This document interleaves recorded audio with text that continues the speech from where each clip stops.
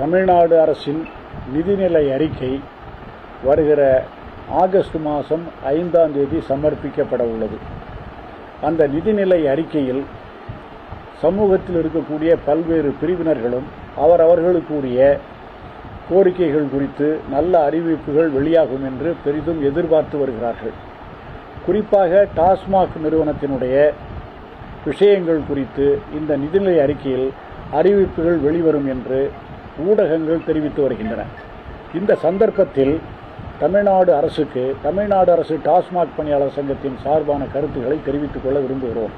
குறிப்பாக டாஸ்மாக் நிர்வாகத்தில் உள்ள பிரச்சனைகளை தீர்ப்பதற்கு பதிலாக அதை தனியார் மயப்படுத்த வேண்டும் என்ற கருத்து பரவலாக பேசப்பட்டு வருகிறது. அது சரியான நடைமுறை அல்ல. 2003ஆம் ஆண்டு சிண்டிகேட் அமைத்து அரசினுடைய வருவாய்களை சிலர் சேர்ந்து கொண்டு தடுத்தார்கள் என்ற ஒரு காரணத்திற்காகத்தான் அந்த சிண்டிகேட் முறை அமைத்திருக்கிற தனியார் சிஸ்டத்தை ரத்து செய்துவிட்டு தமிழ்நாடு அரசு டாஸ்மாக் நிர்வாகமே அந்த பணிகளை செய்து வருகின்றது என்பது குறிப்பிடத்தக்கது. இப்போது பிரச்சனைகள் இருக்கிறது என்ற காரணத்திற்காக தனியார் மயம் படுத்தக்கூடாது என்பதுதான் எங்களது தமிழ்நாடு அரசு டாஸ்மாக் பணியாளர் சங்கத்தினுடைய கருத்தாகும். இருக்கிற பிரச்சனைகளை தீர்ப்பதற்கு முதலாவதாக கடைகளை நிர்வாகம் செய்யக்கூடிய பொறுப்புகள் அனைத்தையும் டாஸ்மாக் நிர்வாகத்தினுடைய மாவட்ட தலைமையகம்தான் செய்ய வேண்டும். அரசு துறைகளில் எவ்வாறு அந்த துறைகளினுடைய கட்டிடங்கள் உள்ளிட்ட எல்லா விஷயங்களும் பரிசீலிக்கப்படுகிறதோ செய்யப்படுகிறதோ நடைமுறைப்படுத்தப்படுகிறதோ அதே போல டாஸ்மாக் கடையினுடைய நிர்வாகத்தை மாவட்ட நிர்வாகம் கையில் எடுத்துக்கொள்ள வேண்டும். அந்த பணியாளர்களுக்கு அதில் எவ்விதமான சிக்கலும் கொடுக்கக்கூடாது, பணியையும் கொடுக்கக்கூடாது என்பதுதான் எங்களுடைய சங்கத்தினுடைய கருத்தாக இருக்கின்றது. இரண்டாவதாக அந்த பணிகளை மாவட்ட நிர்வாகமே எடுத்துக்கொள்ளும் பட்சத்தில் 10 ரூபாய் வாங்குகிற பிரச்சனையை எழாமல் போய்விடும்.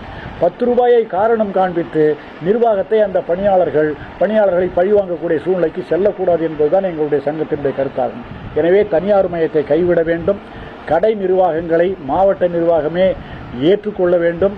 கடந்த காலங்களிலெல்லாம் இந்த நியாயமான கோரிக்கைகளுக்கான போராட்டங்களை நடத்திய சங்கம் என்ற வகையிலே எங்களது தமிழ்நாடு அரசு டாஸ்மாக் பணியாளர் சங்கம் பணி நிரந்தரம், காலமுறை ஊதியம், ஓய்வூதியம் உள்ளிட்ட கோரிக்கைகளுக்காக 2009ஆம் ஆண்டிலிருந்து இன்று வரை 3 விதமான ஆட்சிகளை பார்த்து கொண்டிருக்கிற எங்களது சங்கம் பல்வேறு போராட்டங்களை நடத்திவிட்டு கடந்த ஆட்சியாளர்கள் காலத்தில் 3 முறை காலவரையற்ற வேலைநிறுத்த போராட்டத்தை அறிவித்த சங்கம்.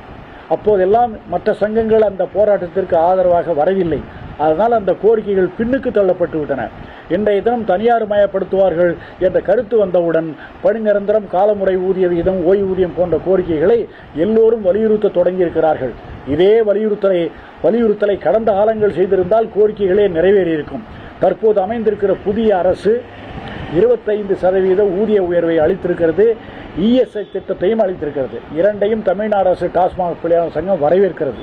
அதே சமயத்தில் அவர்களுக்கு கடந்த ஆட்சியாளர்களால் நிராகரிக்கப்பட்ட பணி நிரந்தரம், காலமுறை ஊதியம், ஓய்வூதியம் உள்ளிட்ட கோரிக்கைகளை ஒரு கமிட்டி அமைத்து கல்வி தகுதி அடிப்படையில் அரசு துறைகளில் எவ்வாறு ஊதியம் வழங்கப்படுகிறதோ அதுபோல ஊதியம் உள்ளிட்ட சலுகைகளை வழங்குவதற்கு தமிழக அரசு முன்வர வேண்டும் என கேட்டுக்கொள்கிறோம்.